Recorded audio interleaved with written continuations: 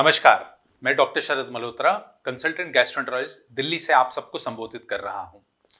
World hepatitis day की शुरुआत एक प्रकार के अवेयरनेस कैंपेन के लिए करी गई है। वर्ल्ड हेपेटाइटिस डे को मनाने का पर्पस ये होता है कि हम लिवर की बीमारी यानी कि लिवर में आने वाली सूजन, जिसको आम तरह से हेपेटाइटिस कहा जाता है, उसके बारे में हम अपने पूरे समाज को, अपनी पॉपुलेशन को जागरूक कर सकें। हेपेटाइटिस के कई प्रकार होते हैं। गंदे खाने, गंदे पानी से आने वाला हेपेटाइटिस अलग होता है एवं रक्त के द्वारा, ब्लड के द्वारा स्प्रेड होने वाला हेपेटाइटिस अलग होता है। इसके अलावा शराब से होने वाला हेपेटाइटिस या किसी भी दवाई के सेवन से होने वाला हेपेटाइटिस अलग अलग प्रकार के होते हैं। गंदे खाने, गंदे पानी से होने वाला हेपेटाइटिस आमतौर से हेपेटाइटिस ए और हेपेटाइटिस ई कहलाता है। ये सारी चीज आमतौर पे तेज गर्मी के समय पे या बरसात के समय पे देखने को मिलती है। यदि हम इसकी जांच की बात करते हैं तो ये उन लोगों के लिए की जाती है जिनको पीले रंग का पेशाब आता है, आंखें पीली हो जाती हैं, बुखार और उल्टी होने लगती है। यदि ये सारी चीजें चल रही होती हैं तो उस समय पे लिवर फंक्शन टेस्ट, जो सिंपल पीलिया की जांच होती है, एवं अल्ट्रासाउंड करके इस बात से हम जान सकते हैं कि पीलिया की स्थिति कितनी खराब है। इन दोनों पीलिया के लिए सपोर्टिव दवाई की जरूरत होती है और ये सपोर्टिव दवाई कभी कभी ग्लूकोज के द्वारा, इंजेक्शन के द्वारा, आईवी फ्लूइड के द्वारा भी दी जाती है। अधिकतर लोगों को आराम करने से और सिंपल सिम्प्टोमेटिक थेरेपी से ही इसमें आराम आ जाता है, लेकिन 100 में किसी 1% की तबीयत भी ज्यादा बिगड़ सकती है। इसी के लिए समय रहते अपने डॉक्टर से सलाह जरूर लें और इसका इलाज कराएं। खून से फैलने वाली बीमारी यानी हेपेटाइटिस बी और हेपेटाइटिस सी वो होती है जो एक संक्रमित रक्त के द्वारा एक इंसान से दूसरे इंसान के बीच में आ सकती है। इसका जाने का तरीका अवैध अनैतिक संबंध, जिस प्रकार आदमी से औरत को या आदमी से आदमी को होने से हो सकता है। कभी भी आपको इंजेक्शन वाली ऐसी सुई की, जैसे ड्रग्स का इस्तेमाल कुछ लोग करते हैं, उससे अगर संक्रमित सुई से होता है तो हेपेटाइटिस बी और सी ट्रांसफर हो सकता है। मां से बच्चे को भी रेयर कंडीशंस के अंदर ये चीज ट्रांसफर होती है। एंड कभी भी ऐसा कोई ब्लड ट्रांसफ्यूजन हो जाए जिसको प्रॉपर ब्लड बैंक में चेक ना किया गया हो, उसके रास्ते भी ये चीज फैल सकती है।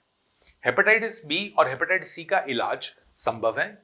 Again, liver function test, ultrasound की इसमें रिक्वायरमेंट होती है, लेकिन हेपेटाइटिस बी और हेपेटाइटिस सी के कुछ स्पेसिफिक जांचें होती हैं जिसको किया जाता है, और उस स्पेसिफिक जांच के अंदर हम हमेशा से ये बता सकते हैं कि आपको किस दवाई की और कितनी जरूरत है, और उसके हिसाब से हम आगे चलते हैं।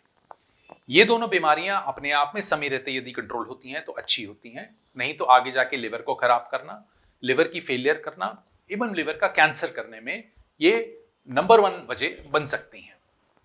तीसरी चीज शराब से होने वाली हेपेटाइटिस है।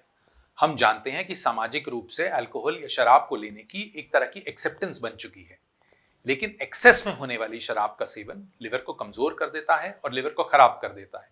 भारत देश ही नहीं, एशिया के अंदर भी हेपेटाइटिस फैलने की एक मेन वजह शराब का सेवन या अल्कोहल का सेवन है।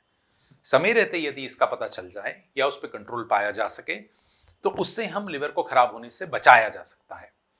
इसलिए इसका इलाज सिर्फ मेडिकल ही नहीं है, बल्कि सोशल लेवल पे, सामाजिक रूप से भी इसके बारे में अवेयरनेस फैलने की जरूरत है। शराब का सेवन छोटी मात्रा के अंदर भी अच्छा नहीं होता है, और यहां तक कहा जाता है कि यदि आपने 3 से 4 दिन तक भी कंटिन्यूअस शराब पी है तो आपका जो लिवर है वो फैटी होना शुरू हो जाता है, यानी उसमें चर्बी का जमाव बढ़ जाता है। लास्टली अगर बात करें तो जो ड्रग इंड्यूस्ड हेपेटाइटिस होती है या दवाई के रास्ते होने वाली हेपेटाइटिस होती है, वो सारी एलोपैथिक एवं इंडिजिनस दवाइयों के साथ भी हो सकती हैं, जिसको हम आमतौर पे देसी दवाई कहते हैं। एलोपैथिक दवाइयों के अंदर पैरासिटामोल का सेवन, ट्यूबरकुलोसिस की दवाइयों का सेवन एवं चंद एंटीबायोटिक्स का सेवन है जो लिवर को नुकसान पहुंचा सकता है। उसके अलावा कई ऐसी देसी दवाइयां हैं जिसके अंदर हेवी मेटल्स जुड़े होते हैं या कई हर्बल प्रोडक्ट्स होते हैं, जिसकी वजह से लिवर पे सूजन आ जाती है, लिवर के अंदर कमजोरी पैदा हो जाती है एवं पीलिया हो जाता है। यदि हम इन सारी चीजों की बात करते हैं तो ये सारी चीजें लॉन्ग टर्म के अंदर कभी भी अच्छी नहीं होती। Please remember, liver is life. तो यदि आप अपने लिवर का ध्यान रखेंगे तो हमें शायद ये वर्ल्ड हेपेटाइटिस डे कभी भी मनाने की जरूरत नहीं पड़ेगी। जब तक ये नहीं होता तब तक के लिए जागरूक रहिए, लिवर का ध्यान रखिए। नमस्कार।